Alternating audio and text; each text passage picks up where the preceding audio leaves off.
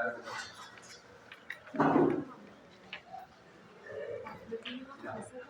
En cuanto a lo que son la enfermedad tromboembólica venosa, va a involucrar tanto lo que es la trombosis venosa profunda y lo que es el tromboembolismo pulmonar. Debemos tener en cuenta que en el sistema venoso profundo se va a dividir tanto en lo que es la parte proximal como lo que es la parte distal. Acá, como podemos observar, en la parte proximal involucra tanto lo que es la vena femoral común, la cual se bifurca en lo que es la vena femoral profunda y lo que es la vena superficial. Y en lo que es la parte distal va a involucrar lo que es la vena poplitea, el cual se va a trifurcar tanto en lo que es la vena tibial posterior, la vena tibial anterior y lo que es la vena peroneal, ¿no? A nivel de lo que es la parte distal, es donde va a haber una mayor formación de trombos o de coágulos, y en la parte proximal va a haber lo que es un mayor riesgo de que se genere un tromboembolismo pulmonar. A ver, entonces, primero no. Entonces, si tú tuvieras que recibir esa diapositiva y que te pregunto, ¿cuál es la localización más frecuente de trombosis venosa profunda en la parte proximal del sistema venoso superior? ¿Cuál sería? La vena femoral común. La vena femoral común, correcto. Lo más común en el proximal es la vena femoral común. ¿Que en el distal?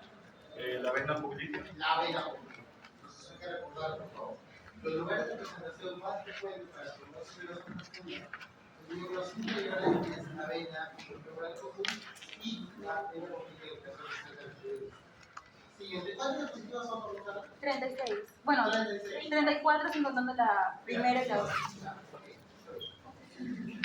Sigue. Ahora vamos a definir lo que es una trombosis venosa profunda, ¿no? La cual se define como una obstrucción ya sea parcial o total de un del lumen de lo que es el vaso venoso a causa de lo que es la formación de un trombo que estaba compuesto por lo que es fibrina, ¿no?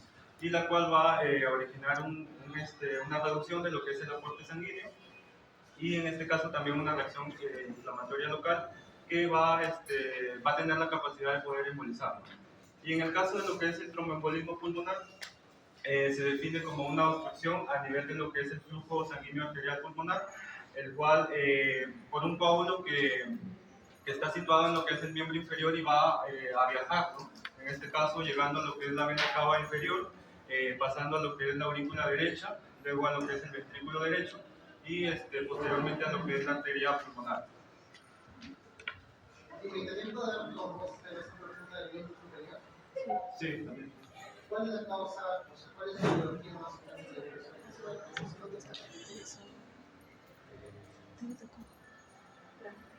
La estenosis. Correcto, la formación o la reducción de un procedimiento invasivo. Tomamos como que sea la reducción de un catéter venoso central. Eso te va a originar la trombosis en el miembro superior. Siguiente. En cuanto a lo que son sus factores de riesgos, tenemos lo que es la malignidad, lo que es la trombofilia y también lo que es el embarazo. También tenemos lo que es por una hospitalización, ya sea por lo que es una cirugía o un trauma, también por lo que es la obesidad y también por lo que son los vuelos, ¿no? En este caso de un largo recorrido. En realidad, cualquier periodo que implique que el paciente no se movilice, ¿no? que va a ser parte de toda la hora de la fila de tiempo. Sigue la H del sopa alegre. Ya, continuando con la exposición, ahora vamos a ver acerca de lo que es la fisiopatología, cómo se forma un trombo. Y en este caso, para que se cumpla, tiene que cumplir uno de los tres mecanismos de la triada de Birchon, el cual es estasis venosa, lesión endotelial y hipercoagulabilidad. Ya, acá vamos a tener el primero en la estasis venosa, el cual es la disminución del flujo sanguíneo, lo que permite la acumulación de factores precoagulantes, como va a ser en casos de cuando la persona se encuentra inmovilizada, puede ser en casos como hospitalización por una cirugía o por insuficiencia cardíaca. También tenemos el daño endotelial. Como sabemos, el endotelio es la capa que va a recubrir a lo que es los vasos sanguíneos, pero ¿qué pasa cuando este endotelio sufre un trauma o una lesión? Va a quedar expuesto a la capa subendotelial, la cual va a activar a las plaquetas y a la coagulación. Y las causas va a ser por obesidad, hipertensión arterial, diabetes mellitus o una edad mayor de 65 años. Y tenemos la hipercoagulabilidad, el cual es en estado en que la sangre tiene mayor tendencia a formar coágulos. Vamos a tener que va a ser como por factores hereditarios, porque va a haber una deficiencia de proteínas anticoagulantes, como es la proteína C y S. Y también vamos a tener a factores genéticos, lo cual va a ser por una enfermedad como cáncer, alguna cirugía. Eso es la triada. Está bien. La triada de bicho es fundamental en el bicho 4 o 5. Tiene que recordar estos tres pasos. La inicial, que definitivamente depende de la riesgo. Obesidad, hipertensión, diabetes, el éxtasis, por eso les decía hace un momento que cualquier cosa que tiene movilización prolongada, complicado, es por eso que ustedes van a ver que aquí estos niños no solo tienen cirugías largas, les ven a las piernas, para que para poder generar una compresión externa, funcione el lavado de válvulas y evitan que la sangre se acumule en la parte inferior, ¿no? Y incluso se les evita tromboprofilaxis. Recordar, primero que lo voy a más adelante, pero recordar que no es lo mismo dar tromboprofilaxis que dar tratamiento anticoagulante. Cuando uno da tromboprofilaxis, normalmente lo suele hacer por hexamanita de bajo peso molecular, por hexamanita que es la primera bajo peso molecular, a oxígeno 1 miligramo por kilo de peso cada 24 horas. Pero cuando damos anticoagulante, deben hacer cada 12 horas.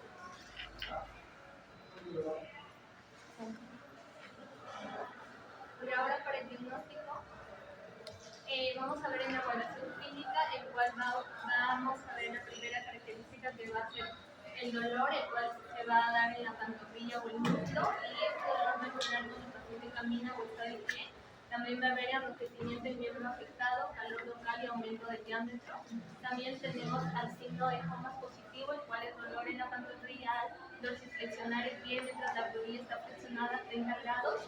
Y también hemos considerado el síndrome de Trousser, el cual en este síndrome se va a formar coágulos repetitivos en lo que va a ser las venas superficiales, y lo que va a causar va a ser una tromboflebitis, el cual es una inflamación, y esta puede ser migratoria, puede migrar a otros órganos y va a estar relacionada típicamente con pacientes con cáncer visceral como de páncreas, pulmón o colon. Bien, entonces hay cosas importantes que recordar normalmente.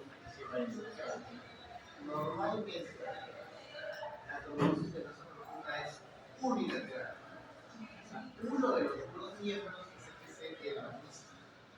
Entonces, quiero posicionar más adelante. Ahí está. Aunque ahí le encontraría un poquito de rubor, pero creo que. A ver, vamos a ver el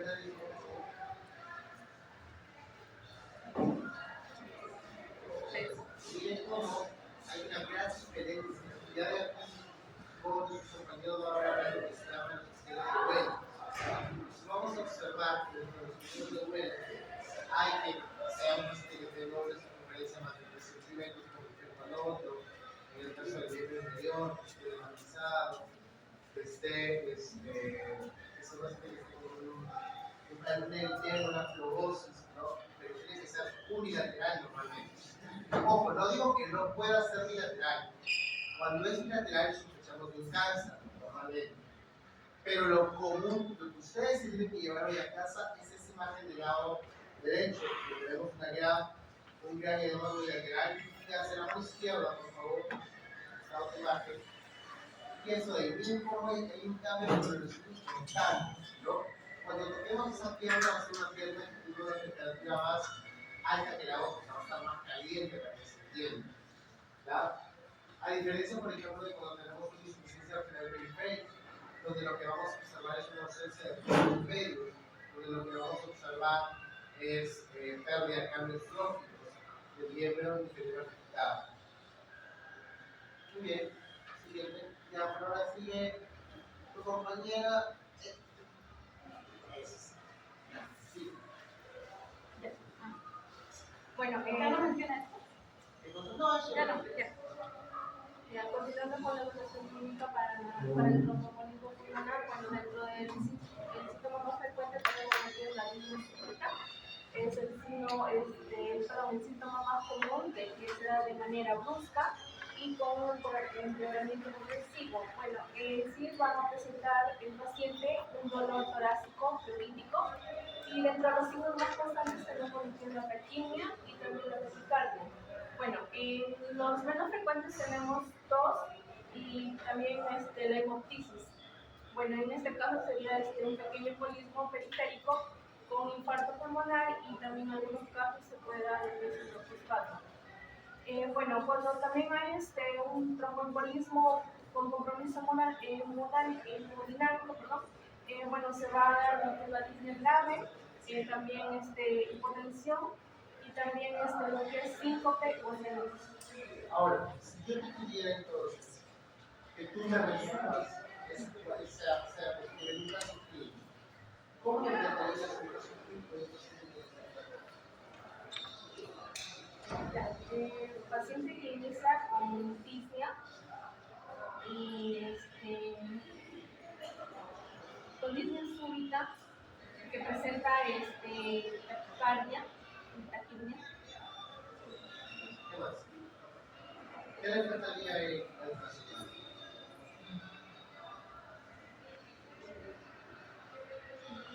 Dolor torácico. ¿Cómo? Dolor torácico. ¿El qué? Dolor torácico. No. ¿Qué le faltaría al paciente? ¿Qué le faltaría al paciente?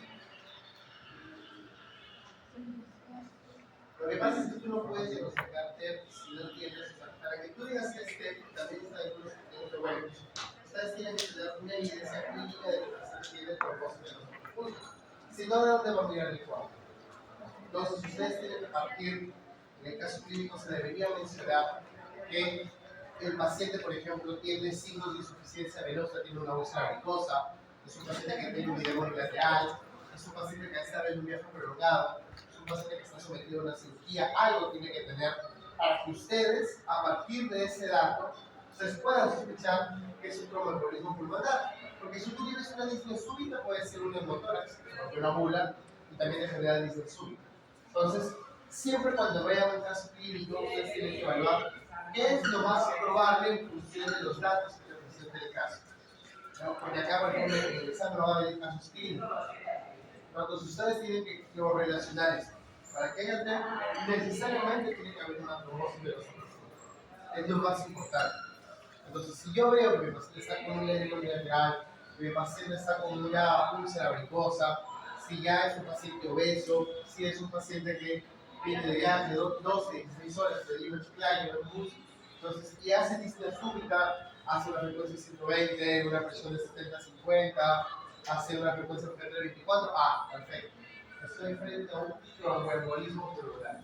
Pero parto de que el paciente tiene que tener trombosis de los ojos. ¿Sigue? Ya, bueno, en la evaluación clínica.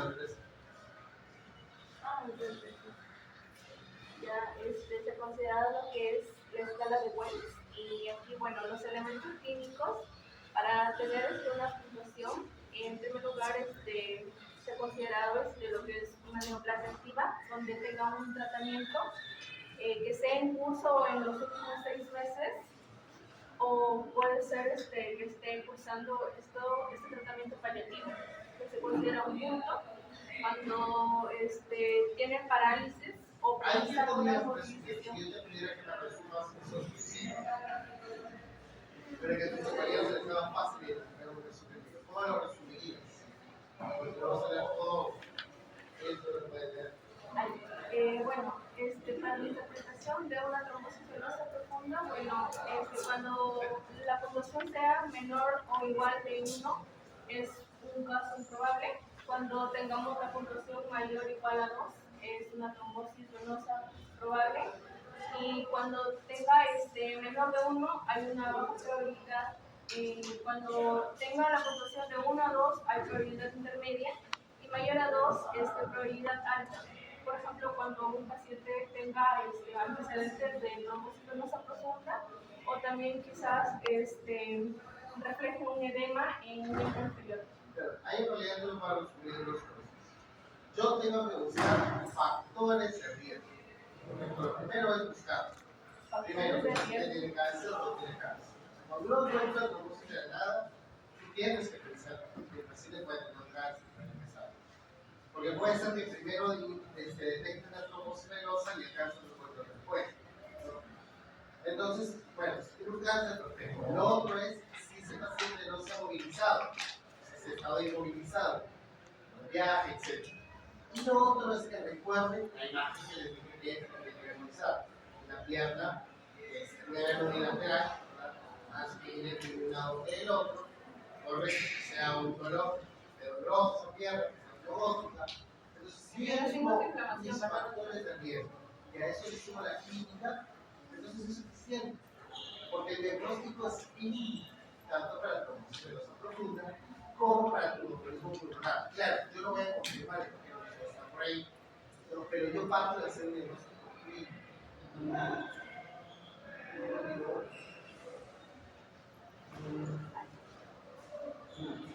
Ya. Y para el tromboembolismo pulmonar, bueno, esta es una escala común para evaluar también la probabilidad clínica, donde también tiene una puntuación. Y también es importante porque a partir de ello vamos a indicar un tratamiento anticoagulante.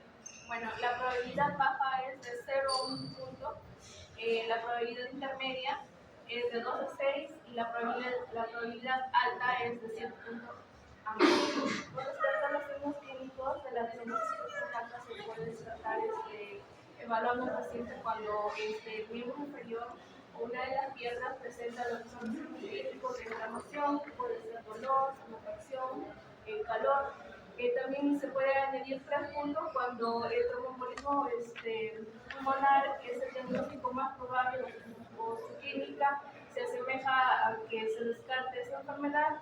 Bueno, la taquicardia, también cirugía o la inmovilización reciente, como yo lo mencionó, es el trastorno que puede que el paciente no se haya inmovilizado o quizá un paciente post-hospitalario, antecedentes también de tromboembolismo pulmonar o también de trombosis venosa profunda, y los que tienen menos mutágenos, tanto de hemoptisis, pero no olvidar que también es importante como un factor de riesgo el cáncer activo que puede ser cáncer a nivel intestinal o a nivel de colon.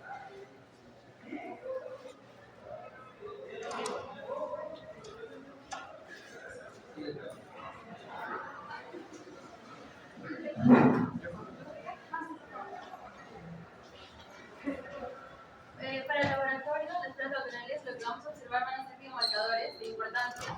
En primer lugar tenemos el dímero D, que más que nada, bueno, que es una sustancia que se produce cuando la tigrina se degrada. Entonces lo importante de esto más que nada es que va a servir para descartar el diagnóstico de trombosis venosa profunda, ya que si este está en valores normales, se confirma que no presenta TB, o sea, es improbable que presente trombosis venosa profunda. En caso de que este esté elevado, o sea, tenga valores más altos a 500 miligramos por decilitro, se debería hacer un estudio de imagen como una ecografía Doppler o una ectoTP. Por otro lado, perfecto. ¿Qué significa eso? ¿El número de qué tiene? ¿Qué significa eso? ¿El número de qué tiene? ¿cómo? Se llama un alto valor predictivo negativo. ¿Ah? Bueno, el número de es un alto valor predictivo negativo. A mí solo me sirve para descartar. Si me sale alto, qué bueno, felicidades, algo alto. Pero no nos confirma nada. Igual hay que hacer el estudio. Pero si sale negativo, sí lo descarto. Y en realidad, por eso lo utilizamos. ¿Ya? Si yo ya sé que el paciente tiene una probabilidad alta por mi escala de Wells, de frente lo mando a un Doppler de miembros inferiores para ver el trombo, o a una amplia tomografía computarizada de las arterias del árbol pulmonar para poder definir qué es lo que ha pasado. Vale, otro biomarcador que se va a evaluar es la troponina, y este va a ser para identificar más que nada para poder identificar a pacientes con riesgo intermedio o alto. Si es que está elevado, significa que va a haber un daño en las células cardíacas del corazón, pero no es específico para tromboembolismo pulmonar, ya que si bien es cierto que puede indicar que hay daño en el corazón, también puede estar elevado en infarto agudo de miocardio, en sepsis o en insuficiencia renal, etc.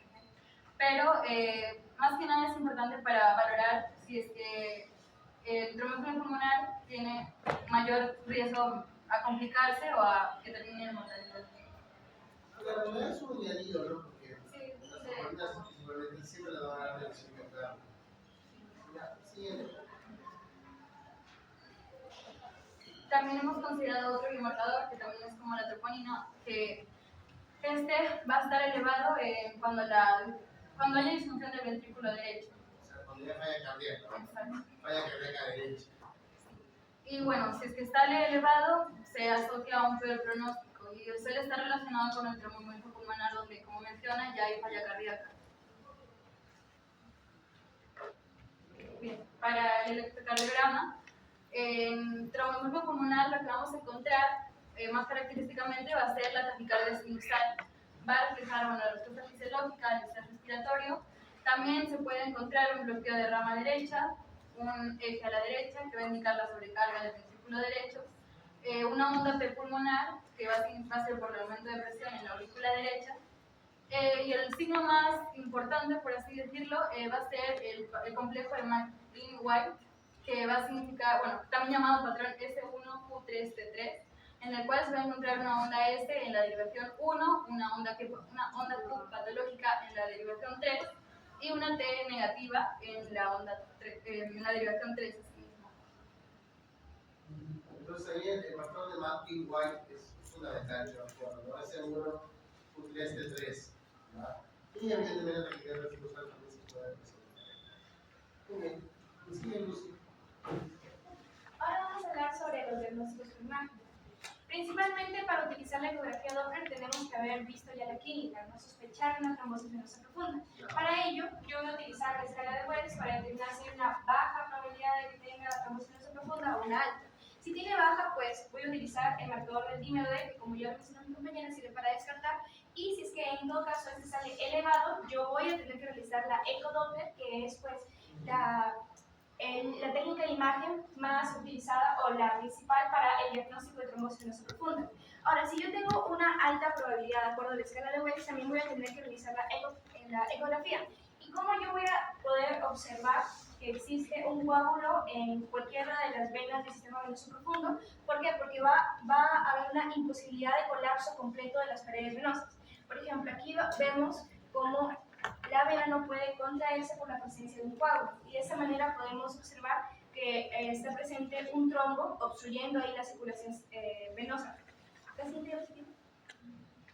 Ya, asimismo, para hablar sobre un tromboembolismo pulmonar, que ya es el extremo más grave de estas enfermedades venosas, vamos a tener la radiografía de tórax, que sirve como sospecha de tromboembolismo pulmonar, y aquí vamos a tener diferentes signos, como el hemidiafragma elevado, desintegrataciones terminales o un derrame pleural. La siguiente diapositiva. Pero ya si queremos tener una técnica de imagen efectiva para diagnosticar, tenemos la angiotomografía de tórax, que es la gold estándar para tromboembolismo pulmonar.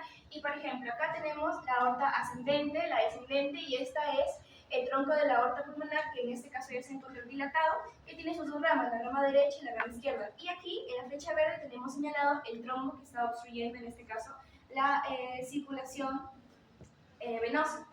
Por otro lado, tenemos también, si es que este tromboembolismo pulmonar evoluciona, ya no tan utilizado, pero igual importante, el ecocardiograma. Acá, por ejemplo, tenemos antes del tratamiento de la fragmentación del trombo y después. Acá observamos trombos aquí a nivel de la aurícula derecha, y este va a ser útil en pacientes con sospecha de tromboembolismo pulmonar hemodinámicamente inestable, o sea, todo aquel que presente shock, hipotensión, y para también la certificación de riesgo, que va a ser importante para establecer luego un diagnóstico y un tratamiento. ¿Y qué es la embolia paradójica? La embolia paradójica es cuando... Tomando como ejemplo acá. Ahí. ¿Qué pasaría ahí? ¿Qué pasaría el trombo? Así como fue esta imagen. Así igualito. Bueno, el trombo llegaría hacia mi aurícula derecha y por la presencia de un foramen oval pasaría hacia la circulación sistémica o por una comunicación interarticular. No, por la auricular. Pasa la circulación sistémica y ¿qué vas a hacer? Un ACV. Haces un ACV. Acuérdense, la embolia paradójica dependiendo, pues si es el lado izquierdo, para el derecho, correcto, y ahí lo que va a hacer es puede producir una tromboembolismo, pero si pasa del derecho al izquierdo, produce una sepsis. Y como ven en la imagen del lado derecho, fíjense cómo no hay dilatación de las cavidades, porque como el problema ya se solucionó, o sea, ya no tiene trombo el paciente, no hay dilatación en ninguna cavidad, no hay engrosamiento, la verdad que está bastante bien. Ahora continuando con el tratamiento de la trombosis. Ah, no, sigue tu campeón. Continuando con el tratamiento, vamos a dividir en dos, en el tratamiento de la trombosis venosa profunda y en el tratamiento del tromboembolismo pulmonar. La recomendación que se le da al paciente en un caso de un DBP es que tenga una deambulación precoz, o sea, que pueda caminar. Y respecto a que ya cuando este problema sigue, se va a recomendar hacer la anticoagulación, que es con una heparina de bajo peso molecular. La dosis es 1 miligramo cada 12 horas y también se utiliza en unos casos que son la parinox. Ahora, para utilizar, por ejemplo, el dicumarínico, que es una antivitamina K, se tiene que supervisar el INR para evitar un ¿Cuál caso. es el tumarínico de Perú? ¿No? Porque en España está la que nos comparó, ¿no? Pero acá no tenemos eso. Y acá en Perú. La warfarina, es una antivitamina K. Entonces, igual, en ese caso se tiene que evaluar el INR para evitar un sangrado excesivo. El INR ideal para una antivitamina K como un dicumarínico, que dice en España, y una warfarina acá en Perú, es de 2 a 3. Ahora, si la causa es reversible, el tratamiento se va a extender a 3 meses y en un caso de una trombosis venosa profunda de causa desconocida, va a estar en tratamiento de 6 a 12 meses. Cuando la causa ya no es reversible, o en casos recurrentes, como se puede observar así, se tiene que ir a hacer una coagulación de por vida debido a que esta enfermedad puede hacer que el trombo viaje y se convierta en un tromboembolismo pulmonar. Los inhibidores del factor 10A, como tenemos el primero Roxaban y el Roxaban también se van a utilizar, que son ADOX, anticoagulantes de acción directa. Ahora, uno de los pasos también o tratamientos que se podría dar en un caso donde no se pueda utilizar los anticoagulantes en pacientes que no se puede utilizar es el filtro de vena cava.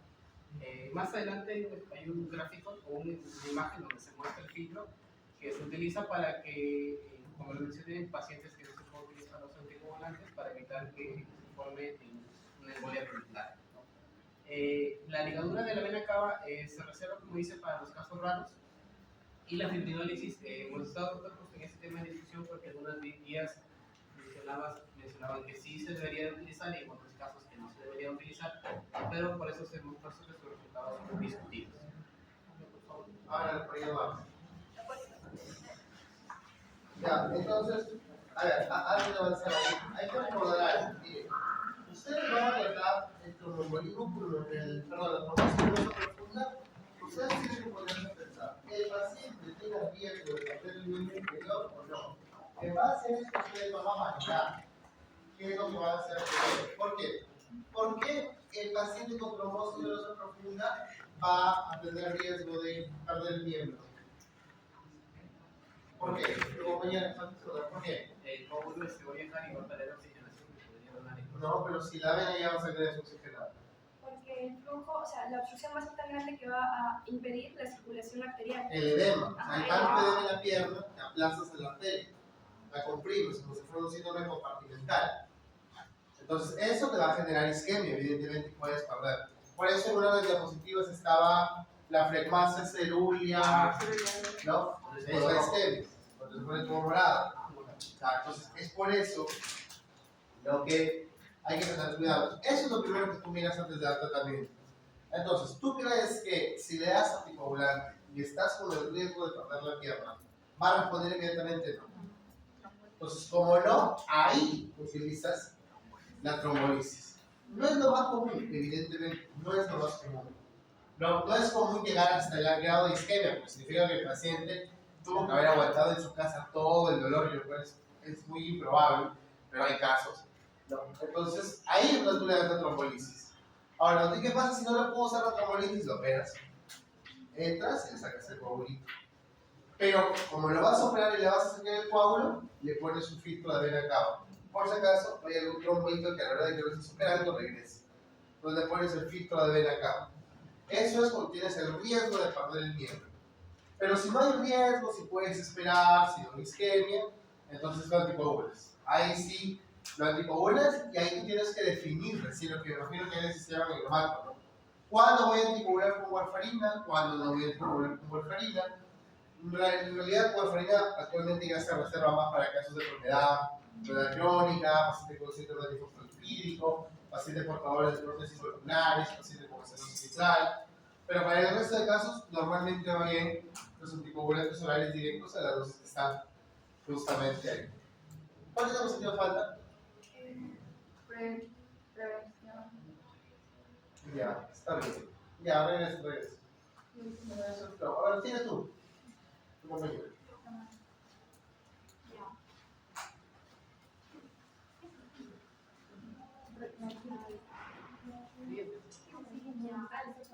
Esto no es Esto es cierto. cierto. Ese es el tratamiento del tema. Bien, siguiendo con lo del tratamiento del tromboembolismo pulmonar, vamos a tomar en cuenta la escala PESI, en este caso la simplificada, que nos va a dar dos resultados: pacientes de alto riesgo y pacientes de bajo riesgo. Los de alto riesgo tienen que tener un PESI de 1 a más, y se va a empezar con anticoagulación hospitalaria más tromboembólisis. En este caso va a haber tromboembólisis sistémica inmediata con alteplasa, 100 miligramos intravenosa en 2 horas, la anticoagulación parenteral inmediata con heparina no fraccionada intravenosa en superfusión, más la trombostomía quirúrgica en caso de que la tromboembólisis sea contraindicada. Y por otro lado, los pacientes de bajo riesgo, que tienen que tener un PESI de 0, según la escala simplificada, que van a necesitar anticoagulación ambulatoria con rivaroxaban de 15 miligramos cada 12 horas por 21 días, luego 20 miligramos por día, y apixaban de 10 miligramos cada 12 horas por 7 días, luego 5 mililitros cada 12 horas. Ahí es lo mismo. Ahí es lo mismo que el trombosis venosa profunda. Tú dices, ahora el riesgo ya no va a ser el riesgo de que pierdas el miembro, ¿verdad? El trombosis pulmonar, ¿cuál crees que sería el riesgo? ¿Qué? Que el paciente muera. Correcto, la muerte. Entonces tú dices, a ver, ¿mi paciente se va a morir o no se va a morir? Si se va a morir, entonces no puedo esperar. Le hago una trombolisis o lo coloco lo que está ahí, una heparina fraccionada que se llama el normograma de Parina. En el normograma de Parina yo empiezo a pasar la heparina fraccionada en bomba, ¿no? Y lo voy controlando a través del normograma de Parina, que más o menos mantener un TTPA por encima de los valores normales, que suele ser entre 50 y 80, ¿no? Y lo mantienes. Ahora, ¿qué pasaría si yo no puedo lisarlo? Porque, por ejemplo, imagínense, está encelado que tiene una neoplasia intraqueal. Evidentemente, las neoplasias se asocian a cáncer, perdón, a trombosis venosa profunda. Está encelado, no lo puedo lisar. Como no lo puedo lisar, no puedo dejar el coágulo ahí, lo pego. Igualito. Cuando es de alto riesgo, o lo liso o lo pego. ¿Ya? Y si yo puedo esperar, además lo anticoagulo. Igual, ahí también puedo anticoagular con warfarina, en realidad es anticoagulante. Incluso en los primeros días, estando hospitalizado, te podemos dar enoxaparina, 1 miligramo por kilogramo de peso cada 12 horas. Entonces, siempre definan eso. El riesgo lo da cuál es la complicación inmediata que va a presentar. En el caso de la trombosis venosa, que pierde el miembro, y en el caso de la tromboembolia pulmonar, la mortalidad del paciente, ahí es. Sigue. Sí. Y ahí esto es casi lo mismo que lo otro, pero aquí ya hablamos de los ejemplos. En anticoagulantes orales de acción directa, al rivaroxaban, o al apixaban, al ilatran, al oxaban. Y en este caso, en los pacientes con embarazo o cáncer activo, pueden usar heparinas de bajo peso molecular, y en los pacientes que tienen alto riesgo de sangrado, que requieren tromboembólisis o hemorectomía, o en pacientes con insuficiencia renal grave, van a utilizar heparina no fraccionada. Y en la trombólisis sistémica, que está indicada en el TEP, como usted dijo, de alto riesgo con shock o inestabilidad hemodinámica, la trombólisis dirigida por catéter o hemerectomía quirúrgica percutánea para pacientes con TEP de riesgo intermedio alto con deterioro clínico o contraindicaciones para trombólisis sistémica. Pero si no malo cuando no puede lisar. Si no lo puedo lisar, tiene una corriente digestiva activa, tiene una relación peritoneal, no sé, cualquier cosa que no te permita trombolizarlo, ni modo, operar.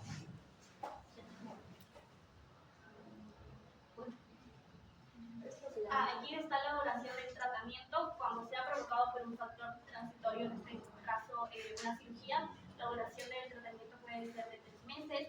Cuando es no provocado o con factores persistentes, va a ser mayor a 3 meses. Y se va a evaluar la prolongación. Y cuando es cáncer activo o por trombofilia, puede ser prolongado o indefinido. Y pues estas son las situaciones especiales, como mencioné, en el embarazo, la heparina de bajo peso molecular es segura porque no cruza la placenta y se deben de evitar los anticoagulantes orales y la warfarina. En la enfermedad renal avanzada se ajustan las dosis también se deben de evitar los anticoagulantes orales. El filtrado glomerular es menor a 15 mililitros por minuto y en casos de cáncer también se utiliza la enoxaparina durante 3 a 6 meses y en este caso los anticoagulantes sí van a ser alternativa en caso sea cáncer gestacional. Claro, en realidad ahí lo que entonces tiene que recordar primero si es un cáncer o si está en un síndrome antifolipídico salado, es un gluten o vas a anticoagular de por vida. Si apareció de la nada ese coágulo, ya, se apareció de la nada y yo tengo que anticoagularlo por 3 a 6 meses, ¿correcto? O si es que es recidivante, si es que ya me tuvo episodio, me puede aparecer.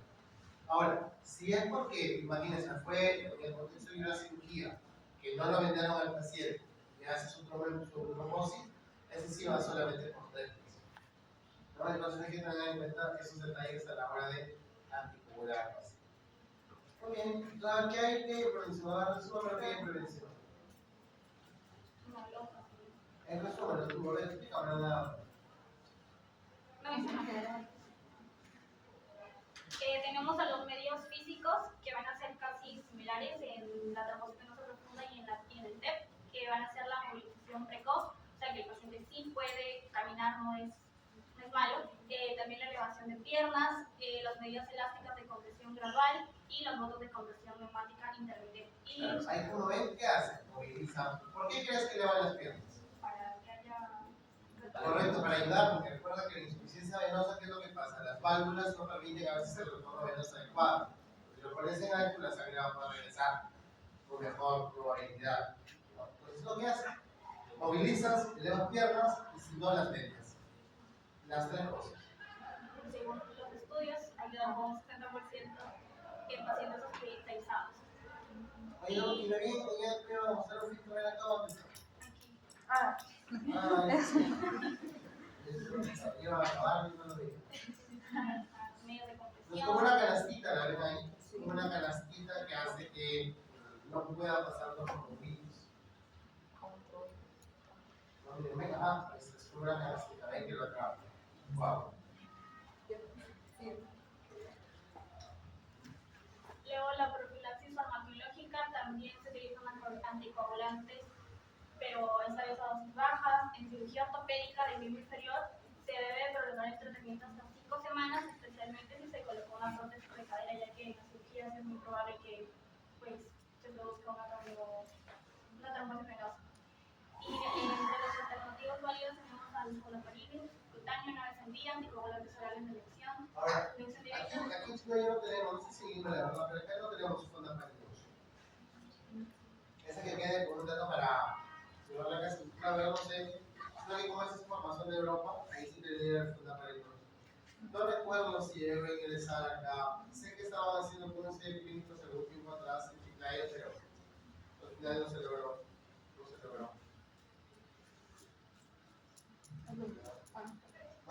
Y eso es lo mismo que el TEP.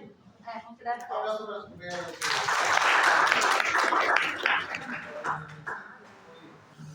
Segundo grupo, vamos.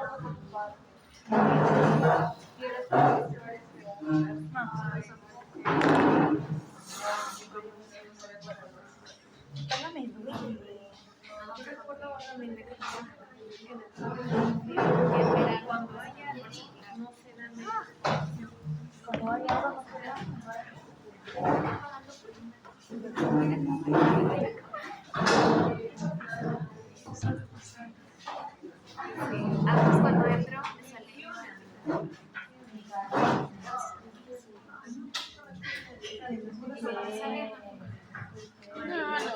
me lo cambié en mi oye porque estaba añico, me dejó funcionar en verano.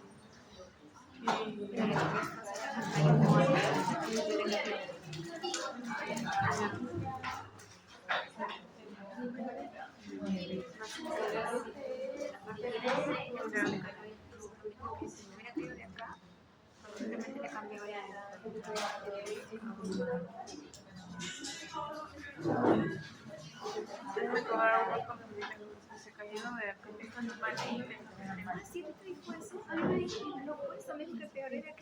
No, porque el CPU generalmente está acá. Porque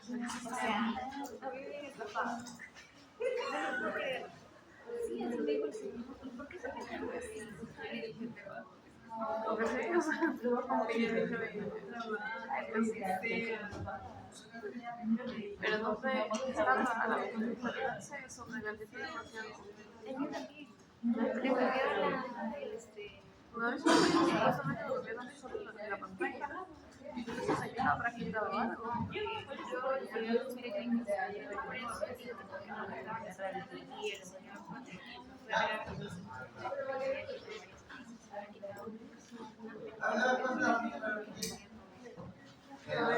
Es que te faltaba un sensor. Nadie me quitó el sensor.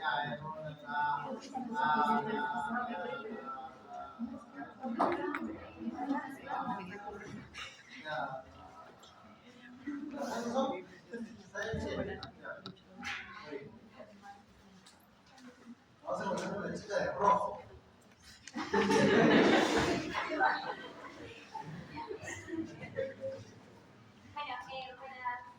Bueno, compañeros, en esta oportunidad nos tocaba exponer enfermedades del pericardio. Bueno, como primer punto vamos a exponer sobre lo que es la pericarditis aguda, la cual básicamente es la inflamación del pericardio. El pericardio, como sabemos, es la membrana que va a recubrir el corazón, ¿no? Entonces, aquí se va a dar por múltiples causas, en el que predomina la causa idiopática, pero también hay causas infecciosas, no infecciosas y autoinmunes, ¿no? Dentro de las infecciosas tenemos, por ejemplo, el virus del Coxsackie A y B, también tenemos por la tuberculosis. Dentro de las no infecciosas vamos a tener las neoplasias, como por ejemplo el cáncer de pulmón y de mama, y también tenemos causas autoinmunes como el lupus. Lo que va a suceder acá es que, bueno, acá el... Para que quede muy claro. Normalmente decimos que es idiopática, y si les preguntan en el examen cuál es la causa más frecuente de pericarditis aguda, tienen que marcar idiopática, claro está. Pero se dice que es idiopática porque como casi nunca podemos aislar al virus, pero se sospecha que en realidad la causa más frecuente es virus. Pero definitivamente es idiopática la causa más frecuente. En segundo lugar es virus.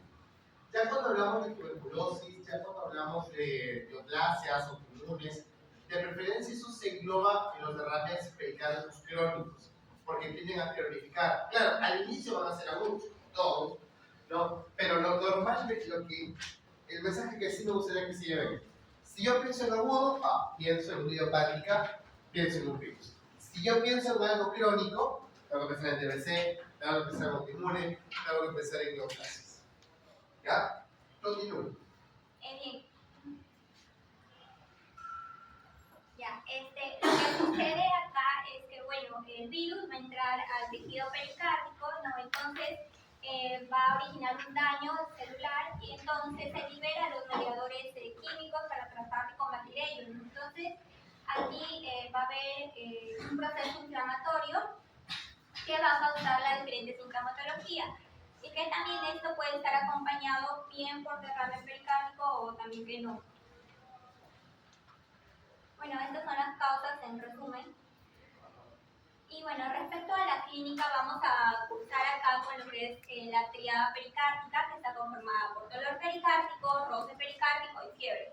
Respecto al dolor pericárdico, bueno, este va a ser intenso, punzante, también de tipo fluorítico, puede haber una acompañación de lo que es la inflamación de la pleura, Este también va a ser retroesternal, que va a irradiar a cuello, hombro y brazo izquierdo, en el cual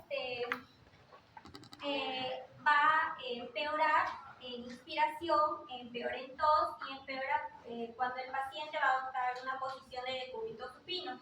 Y mejora cuando el paciente adopta una posición antálgica, o sea, quiere decir que va a estar sentado y flexionado hacia adelante. La posición momentánea, ¿verdad? Como el tórax. Eso es muy importante. El dolor torácico pericarditis aguda se puede diferenciar de los dolores porque es un dolor que cambia con la posición. Los cambios posicionales originan cambios en el dolor de la pericarditis aguda. Es un dato a tener en cuenta, por favor. Entonces, si yo te pidiera que me presentes un caso clínico de una pericarditis aguda, ¿cómo lo definirías? Sí, bueno, un paciente joven, 20 Ese dato, discúlpame, es muy importante. Normalmente es más frecuente en jóvenes que en ancianos, evidentemente. La pericarditis aguda, ¿por qué? Porque dirán. Paciente joven de 20 años de edad, el cual presenta un dolor de tipo intenso y punzante, en el cual empeora cuando se acuesta y va a mejorar cuando está sentado y mirado hacia adelante. Correcto. Hace fiebre, también podríamos agregar, ¿no? Folícula, una temperatura de 37,8. Muy bien, perfecto. Cambiamos ahora. A ver, tú me Bueno, continuando con el diagnóstico, principalmente es clínico, ¿no? Es importante tener la clínica de la enfermedad y ya como apoyo diagnóstico, para confirmar la enfermedad, se requiere que se presenten al menos dos de los criterios considerados ahí, que en este caso es el dolor torácico, que como ya mencionó mi compañera, el retroesternal, y que puede ser irradiado. En este caso también el roce en la fricción pericárdica, es decir, va a haber un roce pericárdico, y alteraciones en el electrocardiograma, que principalmente considera lo que es la elevación del ST y depresión del segmento PR. Y también pues lo que viene a ser característico también de la pericarditis es el derrame pericárdico, ¿no? Por el proceso inflamatorio que se ocasiona. En este caso, en el laboratorio es importante ver también signos inflamatorios, que como lo son el PCR, que suele estar elevado, y también la troponina, que al inicio de la inflamación se suele elevar ligeramente, ¿no? Y que es importante también porque se necesita hacer un diagnóstico diferencial, como por ejemplo un infarto o una isquemia. No, ahí no. Ahí es una pequeña aclaración. Claro, sí entiendo que sí, pero para que ustedes no se confundan, en realidad lo que hace el diagnóstico diferencial de un infarto son los cambios electrocardiográficos de la etapa 1 del electrocardiograma, tanto de infarto como de pericarditis. Sin embargo, yo voy a elevar troponinas cuando yo hago una miopericarditis. Correcto. Si yo hago si así como inflamo el pericardio, inflamo también el miocardio, entonces voy a tener una miopericarditis. Cuando hay miopericarditis sí puedo elevar troponinas, pero si hago troponinas solo, normalmente no. Ya, tengan en cuenta esos detalles, son importantes. ¿Ya? En cuanto a pruebas de imágenes, se suele emplear lo que es la ecocardiografía Doppler, que pues se usa principalmente para determinar si hay el derrame pericárdico, ¿no?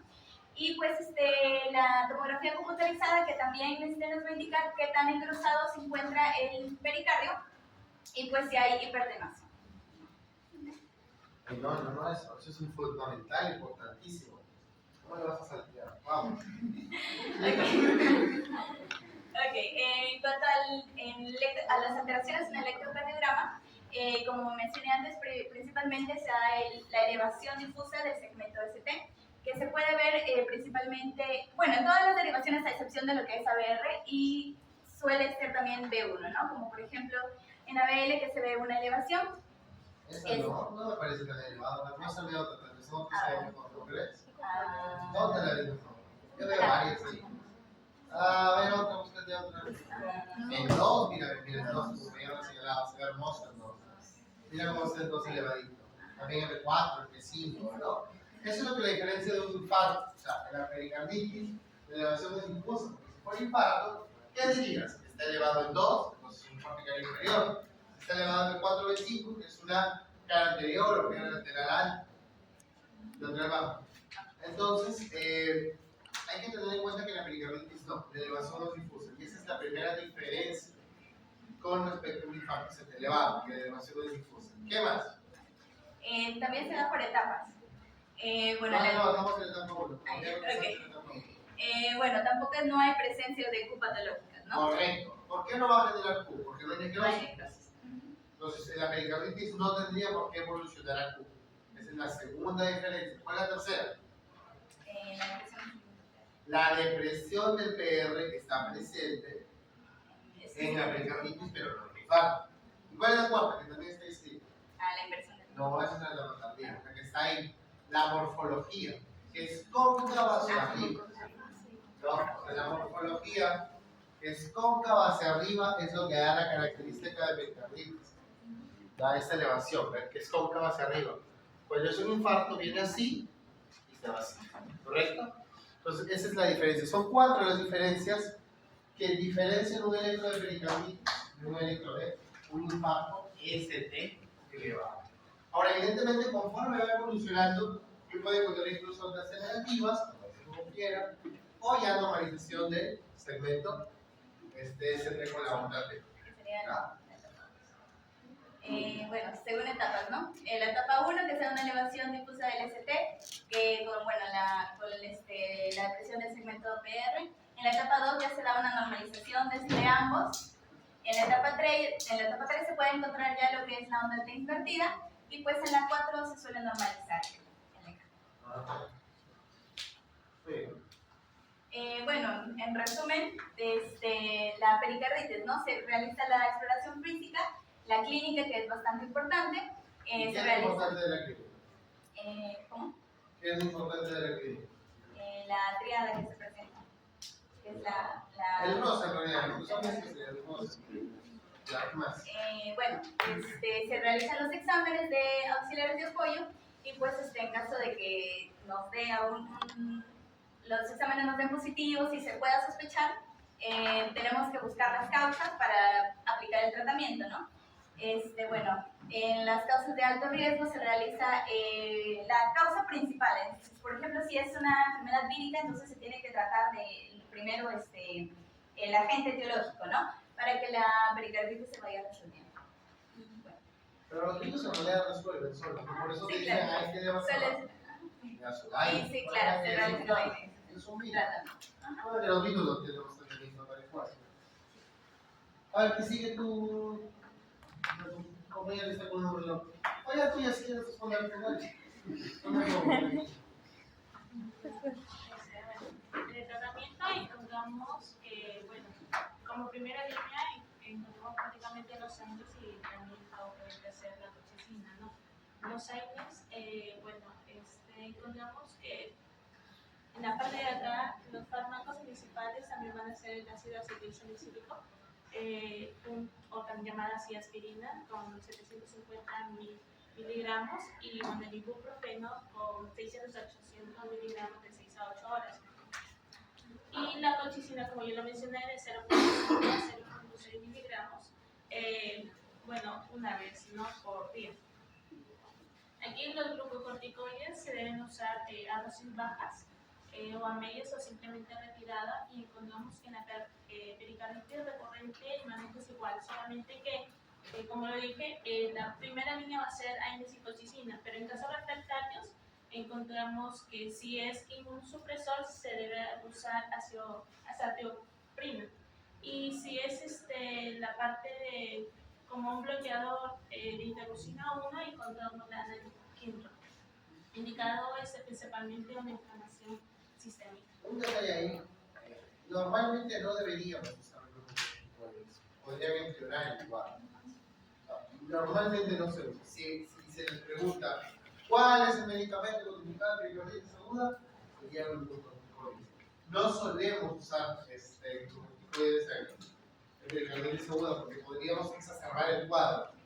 Lo que sí, AINES y colchicina es el tipo. Para toda pericarditis aguda, AINES y colchicina. ¿Ya?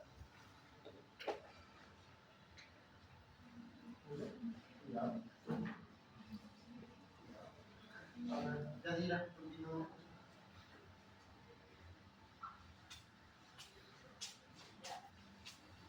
Vamos a hablar acerca del derrame pericárdico y el taponamiento cardíaco. Debemos tener en cuenta que la pericarditis va a estar relacionada con el derrame pericárdico. Bueno, aquí podemos encontrar algunas causas del derrame pericárdico. Bueno, vamos a explicar acerca de la fisiopatología. El derrame pericárdico es asintomático cuando no presenta taponamiento cardíaco, pero cuando presenta ya la sintomatología es la manifestación de la elevación de la presión intrapericárdica. Esta elevación de esta presión va a causar un aumento de lo que sería de la presión venosa y una disminución de la presión arterial, también llamado como taponamiento cardíaco. Pero cuando esta presión aumenta, va a igualar las presiones de las cavidades cardíacas, evitando así su contracción. Esta disminución de la contracción va a disminuir lo que es el gasto cardíaco, y al disminuir va a manifestarse como un mecanismo compensatorio. Este mecanismo compensatorio va a tratar de mantener lo que es el gasto cardíaco, reflejándose como una respuesta alérgica como taquicardia, vasoconstricción, aumento de la contracción cardíaca. Y una vez que aumenta esta presión pericárdica, sobrepasando las presiones de las cavidades, va a haber una disminución abrupta del gasto cardíaco, donde indicaría lo que es el taponamiento cardíaco. Bueno, ya está explicado. Claro, ahí primero hay que tener en cuenta que para que se produzca un taponamiento, no importa si es agudo o si es crónico, no importa tampoco la velocidad, porque por ejemplo hay derrames crónicos, los tuberculosos, los neoplásicos que se van llenando de a poquitos, pero también puede ser agudo, que súbitamente por una pericarditis aguda hagas un derrame pericárdico que para el paciente es severo.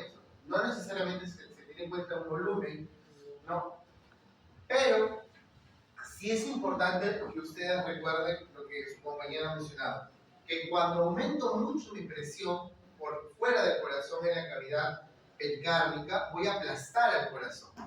¿Y cuál es el lado que termina perdiendo? El lado derecho del corazón. ¿Por qué? Porque el lado derecho no tiene músculo. Entonces es lo primero que se termina colapsando. ¿Correcto? Hay colapso de cavidades derechas. El cuerpo va a intentar compensarlo, evidentemente, aumentando la frecuencia, activando el SARA, aumentando la contractibilidad, pero aún así va a terminar, va a ser tanto el aumento de la presión intrapericárdica que va a colapsar las cavidades derechas, y es ese colapso de cavidades derechas el que finalmente se traduce en la clínica del taponamiento cardíaco. Entonces, si se les pregunta cuál es la fisiopatología principal del taponamiento cardíaco, sería el colapso de cavidades derechas. Eso es la clave de todo. ¿Ya? Muy bien. ¿Continúa? Ya, como expliqué, el derrame pericárdico sin taponamiento es asintomático, pero en algunos pacientes presenta anemia, dolor torácico. Cuando ya presenta un taponamiento cardíaco, como expliqué, hay un aumento de la presión venosa. Este aumento de la presión venosa va a provocar una disminución ventricular derecha. Y aquí es donde se va a manifestar lo que es la infiltración yugular, o también llamada, va a disminuir o va a aumentar en la expiración profunda, como conocemos el signo de Kuznauer. También vamos a encontrar los ritmos cardíacos apagados y la hipotensión, y esa triada se denomina la triada de Beck. Tenemos los síntomas tempranos, que la presión venosa elevada, la hipotensión, la taquicardia y la lesión de opresión torácica. En este caso, cuando ya presenta sintomatología tardía, como expliqué, aquí encontramos la triada de Beck, el pulso arterial paradójico, que es cuando hay un aumento, un descenso abrupto de la tensión arterial durante la inspiración. Eso se lo conoce como pulso arterial paradójico. Taquignia, actividades frías, cianosis periférica, alteración del estado mental y por último shock endogénico, iniciando la muerte. Entonces ahí lo más importante a recordar es la triada de Beck. O sea, la triada de Beck lo tiene que dar y cerrada. Infiltración yugular, fluidos cardíacos hipotonéticos e hipotensión. Normalmente ya cuando el paciente me llega así, es un paciente que me va a llegar hemodinámicamente inestable. Yo no me va a dar tiempo de hacer más con el enfoque de acá de tratamiento, ¿no? Pero es un paciente que llega con una clínica muy abrupta ya a la emergencia, un tratamiento muy peligroso. Porque continúa tu compañera de rotación.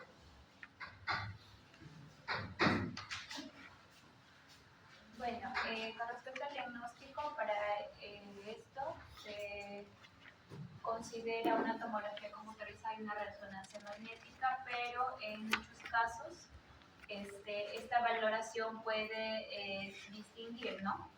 Pero una ecocardiografía transtorácica aporta una información muy precisa, con mayor rapidez y sobre todo con menor costo. Correcto, en realidad lo que más vamos a hacer es un ecocardio. Nosotros vemos acá el ecocardio y lo que hacemos es sumar ambos pozos, tanto el anterior como el posterior. Este pedacito, por ejemplo, de acá, y este otro pedacito de acá, lo sumamos para calcular esos valores de acá. Sumamos este pedacito con este pedacito, en este caso todo esto, y para acá, en esta subcostal, también deberíamos darlo. ¿No? Y de esa manera ellos saben, pues, si es pequeño, moderado o si es grande. Evidentemente, normalmente los derrames pericárdicos grandes son los que suelen hacer el taponamiento.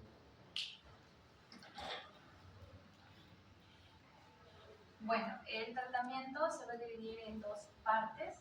El derrame pericárdico sin taponamiento o con taponamiento. Se menciona que sin taponamiento no se recomienda un drenaje sistémico de líquido, dado que cuando existe un taponamiento, lo más recomendable es hacer un drenaje, ¿no? En cuanto al tratamiento con taponamiento, se menciona que este va a estar Pero hay ligado. algo importante que tienes que mencionar, que es donde está el cricket. Sí, claro, tú no debes drenar todos, así sea leve o moderado. Puede ser leve o moderado, lo dejas ahí, lo observo conmigo. Pero si tú tienes sospecha que es leve, ni modo, tienes que sacar ese líquido para mandarle a hacer un estudio. ¿Qué estudio? Porque yo no tuberculosis lo que van a hacer es pedirle ADA a ese líquido. ¿Ya? Se le pide ADA, se le pide también las infecciones, ¿no? Para poder ver si es que tiene o no tiene tuberculosis. Si es purulenta, con mucho mayor razón, porque una pericarditis purulenta es como si tuviera un absceso. Y recuerden que todo absceso se drena. Y en el caso de que sea un derrame neoplásico, ¿cuál es el problema? Que se va a seguir llenando. ¿No ves que lo que ha causado el derrame neoplásico es que las células tumorales han invadido el pericardio? Entonces están ahí presentes en el pericardio. Entonces, como yo no voy a hacer que dejen de producir ese líquido, esas células tumorales, ahí también tengo que intervenir. Así, pero en este caso no se hace un drenaje, se le hace una ventana pericárdica, que es como se darle un huequito al corazón, pero más grande, como un cuadradito. ¿Para qué? Para que no se vuelva a llenar. Eso se suele hacer ya cuando yo tengo la sospecha de una derrame neoplásico. Muy bien, ahora sí continuamos con la taponamiento. Bueno, con respecto al taponamiento, la decisión terapéutica va a seguir la situación clínica, ¿no? Se menciona que si tenemos una situación de pericarditis aguda idiopática con un taponamiento leve, en este caso el tratamiento recomendado será AINES más colchicina, ¿no? Como ya antes se mencionó. En pacientes asintomáticos con derrame grave y sin causa clara, en este caso se va a considerar una pericardiocentesis después de la evaluación y una previa vigilancia. En cuanto al taponamiento presente o riesgo inminente que se puede presentar, se recomienda una pericardiocentesis urgente y una hospitalización más un control hemodinámico. Correcto, o sea, si me viene un taponamiento no lo pienso. O la eco a dar una aguja, no lo pensamos dos veces. Tenemos que sacar porque está colapsando por extremidades derechas. Y como es algo mecánico, no hay ningún tratamiento que mejore ahí. Tengo que sacar el líquido. Le saco el líquido y con eso automáticamente el paciente mejora. ¿Verdad? ¿Sigo? Sí, claro. Bueno, en cuanto a las técnicas de drenaje pericárdico, vamos a tener una técnica, la que más prevalece, que tiene un éxito del 95%, que es la pericardiocentesis cerrada, guiada por un eco, ¿no? Para lo que les estoy explicando. Para los vecinos, no es un importa. Sí. Perfecto. Sigue tu campeón. Ya. ¿Alguien que le pase los objetivos? Con la pericarditis constrictiva ¿Qué o datos podemos? Ustedes dos creo, ¿no? crónica, Tú nomás. Excelente. es un síndrome clínico provocado por la inflamación crónica de lo que es pericardio, del pericardio, que produce inicialmente una contractura fibrolástica de la capa visceral del pericardio, lo que se puede ver una calcificación también del pericardio. En la etiología tenemos lo que es la idiopática, las infecciones inflamatorias y neoplasias. Las más importantes son las infecciones inflamatorias. En las infecciones tenemos lo que son las víricas, bacterianas y fúngicas, y en las inflamatorias tenemos lo que es el tejido conectivo e inducidas por un fármaco autoinmune. En lo que es la fisiopatología, vamos a tener lo que es el pericardio fibrosado o calcificado. Actúa como una coraza que restringe lo que es la dilatación ventricular. Esto va a aumentar lo que es la presión del llenado de los ventrículos y las aurículas. Cuando causa un mal llenado en el ventrículo derecho, va a haber un bajo retorno venoso sistémico, lo que va a dar lo que es una congestión hepática, ascitis y edema pericárdico. Lo que es un signos de falla. Falla cardíaca derecha. Derecha, correcto. Cuando yo tengo una pericarditis crónica, positiva, voy a tener signos de falla derecha. ¿Sí? Y con respecto, cuando falla el ventrículo izquierdo, tenemos una hipertensión venocapilar pulmonar aumentada. Ahora, la restricción pericárdica evita que se active lo que es el mecanismo de Frank-Starling y aumenta el gasto cardíaco, lo que ocurre a un llenado ventricular y termina en lo que es la diástole temprana. No hay restricciones en lo que es las aurículas y responden al aumento de la presión e hipertrofiarse. La disminución de la inspiratoria del llenado del ventrículo izquierdo permite lo que es un aumento del llenado del ventrículo derecho y un desplazamiento del tabique interventricular hacia la izquierda. Claro, o sea, aquí aquí se forma el signo de la D. ¿No? Vean cómo cuando el paciente inspira, en vez de, normalmente cuando el corazón se contrae, hace esto, ¿no? Pero acá, como hay una compresión del lado derecho, el corazón cuando se contrae hace esto. El ventrículo se bota hacia el lado izquierdo y eso no es normal. Eso se llama el signo de la D, aunque el signo de la D también está más presente en el comportamiento cardíaco. Con la presentación clínica se va a sospechar lo que es una pericarditis constrictiva. Debe observarse en pacientes con síntomas y signos provenientes de una insuficiencia cardíaca derecha. Acá es una hipertensión venosa sistémica, lo que debe estar mayor a entre 10 a 15 milímetros de mercurio, en lo que es la presión diastólica, un edema en miembros inferiores, ascitis recividante, un dolor en el hipocondrio derecho y hepatomegalia congestiva. También se ven lo que es la hipertensión venocapilar, esta debe ser mayor a 15 a 20 milímetros de mercurio, en lo que es la presión diastólica, y se ve una disnea de esfuerzo progresiva y la ortopnea. En síntomas generales se ve la astenia, lo que es la hemorexia, malestar general y alinación. Ahora los signos, vemos lo que es la hipertensión venosa periférica. Bueno, en cuanto a los signos, tenemos ya el signo de Kussmaul, donde va a haber irritación yugular, respiración, también como ya se dijo, ya un derrame pleural derecho, y también va a haber hepatomegalia, ¿no? Lo que caracteriza frecuentemente a una insuficiencia cardíaca derecha y una citis, ¿no? Va a haber disminución del gasto cardíaco, ¿no? Como el mismo proceso de la presión que va a causar hacia el lado derecho va a haber un pulso de poca amplitud, pulso paradójico, y los signos centrales son ausencia de soplos, chasquidos y broto diastólico, ¿no? ¿Dónde más frecuente el pulso paradójico? Ahí pone el taponamiento cardíaco.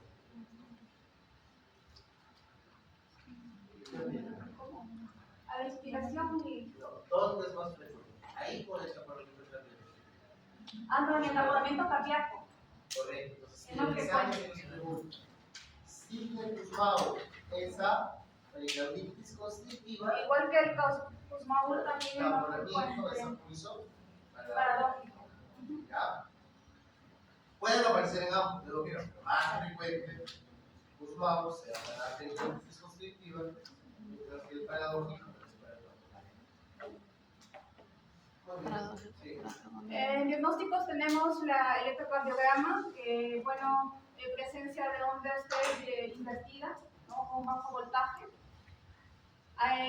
Bueno, tenemos el ecodoppler también, que hay anormalidad, movilidad del centro interventricular, movimientos bruscos en rebote. En la radiografía vamos a encontrar calcificaciones pericárdicas, ¿no? Que es lo que caracteriza más a lo que es... aquí vemos, por ejemplo, una radiografía con calcificaciones. Según la flecha nos indica que hay calcificaciones, la cardiomegalia también y la de derrame pleural, ¿no? Lo que se diferencia también de una pericarditis aguda, que una radiografía no era un diagnóstico definitivo para decir que es una pericarditis aguda, ¿no? Porque en algunos casos, por ejemplo, se veía que salía una radiografía normal, pero acá sí se muestra, ¿no? Que en la radiografía de tórax, en la pericarditis constrictiva, sí hay una presencia de derrame pleural, ¿no? De derrame pericárdico, diré. Calcio, y depósito de calcio. Ajá, y depósito Puede de haber calcio. derrame pericárdico, pero no es que haya depósito de calcio. Claro, lo que se ¿Qué es lo que ven ahí? caracteriza. No regreso, por favor. Se caracteriza principalmente por lo que son las calcificaciones pericárdicas, ¿no? Como decía, ¿no? Eso es lo principal en la radiografía de tórax, ¿no? Pero lo comparaba con el derrame, lo que es el pericárdico. Pero no, ¿cómo se ve una radiografía? No son iguales, ¿ah? No, no son iguales. Entonces, ¿por qué las comparas? No son diferentes, por eso les decía que acá en el pericárdico, la pericarditis constrictiva es diferente a lo que es el derrame pleural. ¿Cómo se ve el derrame pericárdico? No, generalmente hay un ensanchamiento. Correcto, o sea, tú lo ves como una cardiomegalia. Tú ves ahí el signo de la calcificación. Sí, o en tienda, el signo de tienda, creo, de tienda de campaña. Ajá, que es generalmente. Tú ves cardiomegalia, derrame pericárdico se ve. Depósito de calcio alrededor del corazón, pericárdico se ve. Positiva. Estaba haciendo la diferencia entre los dos, ¿no? Que podemos encontrar en la radiografía de tórax. La tomografía computarizada de resonancia magnética, medir composición el engrosado del pericardio y determinar la existencia de la calcificación pericárdica, ¿no? Tenemos el cateterismo cardíaco, que se suele registrar una igualación y elevación importante de 20 milímetros de mercurio o incluso más en las presiones diastólicas en ambos ventrículos, ¿no? Ambas aurículas y el lecho capilar pulmonar. El tratamiento generalmente, acá a diferencia de los otros tipos, el tratamiento va a ser quirúrgico, ¿no? Pericardiotomía, extirpación más amplia posible del pericardio por engrosamiento, ¿no? Es el tratamiento de elección, pero en pericarditis constrictiva transitoria se pueden agregar otros fármacos como los diuréticos de asa, ¿no? Para aliviar de esta manera la congestión y optimizar el estado del volumen clínico, ¿no? De esa manera vamos a disminuir ya lo que es la precarga para reducir el gasto cardíaco, ¿no? Y se requiere también de una monitorización estrecha, pero el tratamiento generalmente en este caso es la pericardiotomía, ¿no? Es quirúrgico generalmente. Entonces, ¿cómo podría resumir el tratamiento de las tres patologías que has visto? ¿Qué le vas a dar a la pericarditis aguda generalmente le doy colchicina, le doy un año. ¿Qué vas a hacer? Glucocorticoides, como no sé, ¿Qué vas a hacer con el taponamiento cardíaco? El taponamiento cardíaco generalmente es un ¿cómo se dice? Como cateterismo, ¿no? Es una cardiocentesis, diría, eliminación del líquido pericárdico en la pleura, ¿no? El espacio Cuando pleural. sea una pericarditis constrictiva, ¿qué vas a hacer? Aquí, en este caso, pericardiotomía. Ajá, la diferencia de los tres. Eso es lo que hay que incorporar en el tratamiento de cada uno de los tres. Muy bien, continuamos. Un aplauso.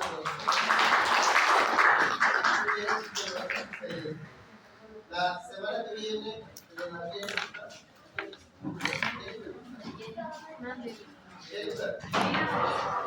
A las 5 le sabe la otra semana. 5, ya.